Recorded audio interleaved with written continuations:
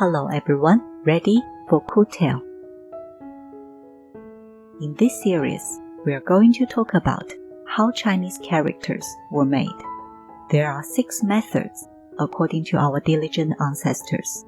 As one of the oldest hieroglyphs, Chinese is far more interesting than you think, or maybe never thought about it. Mysteries are about to be revealed.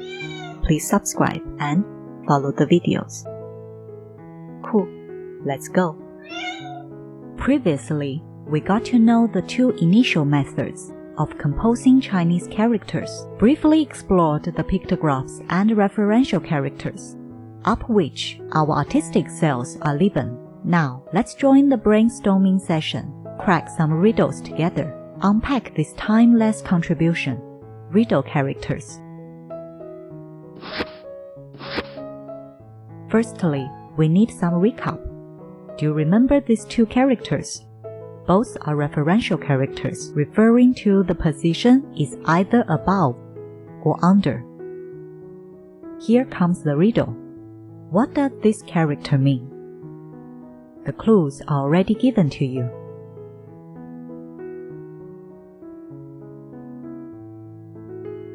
Well, this is neither up nor down. Then it must be stuck. That's the original meaning of it, while pronouncing 卡. This animation is done by CGI. No real animal was put into such unpleasant situation, and we don't encourage imitation by all means. Thank you for your demonstration, Panda-san. Now you may go and enjoy your tea. Tree. Okay. Speaking of trees, according to our previous video, this is the original character that was created for symbolizing the tree. So, if this is the tree, then what is this? What is your answer? Come on, can you find a more straightforward plural? It refers to the woods, an area of land that covered with a thick growth of trees, pronouncing 林. Next, what about this character now? More trees, so could it be the forest? Not enough trees yet, but it does represent the atmosphere created by lots of trees in general. Not necessary to be so creepy though. It generally means the plants that is lush, and then derived into gloomy, and so on, pronouncing 森. Well, now you might ask, how many trees it takes to make the word forest in Chinese? Here it is. And don't try to be creative here. By swapping them the other way around, it doesn't work that way. This word pronounces 森林, the word forest in Chinese. Do you get how the riddle characters work now? Let's do some recap and see how much you remember.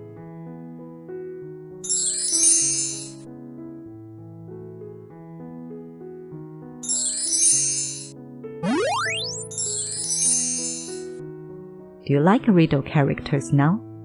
They are my favorites. Well, are you ready to crack more riddles? Let's go. Do you remember this character?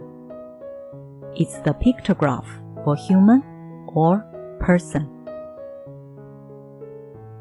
Now, what does this character mean? Plural of person or crowd? Well, broaden your mind.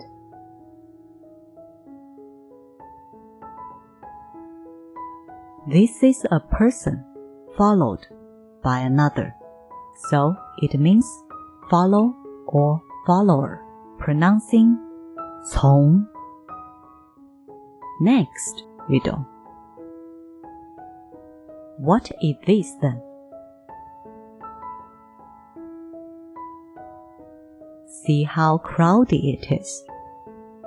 This is the one for crowds or numerous of people usually though, pronouncing 重. I hope you get it right. Now, let's have a look at some different ones. This is a retired Chinese character that only uses as 部首 for other characters nowadays. Its function is very similar as an English affix. This one refers to the outermost border, pronouncing 中. Let's check this riddle character. Do you get the picture? It refers to inside or inward, pronouncing 内. You might think, would it be more obvious to put this character 人 fully inside? You're absolutely right. These are how it was written like originally. Based on its original form, let's meet a new riddle character. Well, a person is inside somewhere that has no way to escape. So, it means in prison. Pronouncing 囚. Now, it's your turn. A tree that has been limited to grow. Don't ask me why. It seems like they might be working on some science experiments. So, the meaning is hinder. It pronounces 困.